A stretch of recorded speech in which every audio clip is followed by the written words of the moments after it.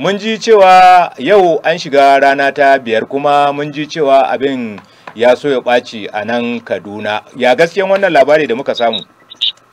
Wato haka yake abin yanda yau rana ta 5 ɗin a Kaduna abin ya kasance fiye da yanda mai tunani ko mai kallo ko mai jin labarai zai ji labarin yanda abin yake. Domin a jihar Kaduna a yau ɗaruruwan mutane suka fito fiye mata zanga-zangar da aka yi a baya.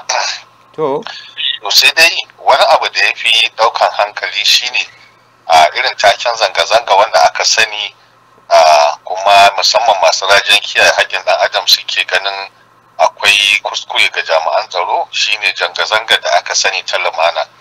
Inda zanga-zanga ta zama a ƙarshe ba ta lumana ba ne wadda har ta kai a halin yanzu haka gwamnatin jihar Kaduna ƙarƙashin majalisar tsaro sun sanya dokar ta ɓaci. Kuma wani abu tun a yammacin jiya dama a wasu unguwannin aka rika ganin matasa suna ɗaga tutocin ƙasar Rasha. Suna yawon a kan babura. A Kaduna ma an ɗaga tutar Rasha? Sosai yau an ɗaga.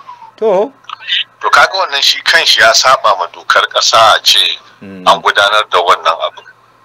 To wani abu wanda bisa ga binciken da ni dai na yi ko na fahimta a zanga-zangar nan ta kasu a kashi 4 ne. Akwai waɗanda sun fito zanga-zangar nan ta lumana ce bisa ga tsadar rayuwa da matsalolin tsaro da abubuwa na damun al'umma musamman a wannan shiya ta mu ta arewa.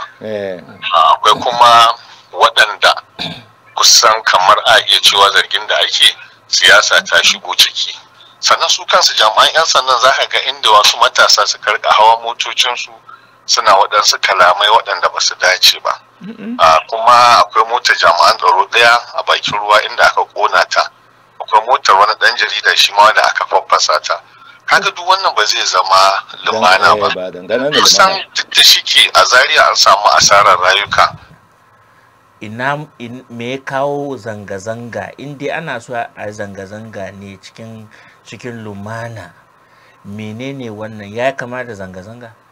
A lokaci kaɗan cikin ƙanƙanin lokaci za ka yi barna ka barnatar da tiriyolin nerori ma amma gyara kuma amma gyara sai a ɗauki lokaci.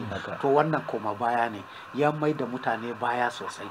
Kuma abubuwan nan duka da yake faruwa ya kamata mutane su gane fa yana faruwa ne a arewacin Najeriya. A kudu ni tun lokacin da aka fara wannan zanga-zanga ban ji ko mari an yi ma mutum ba, belle an harbi wani, belle an fasa rumbu kaza, belle an fasa shago.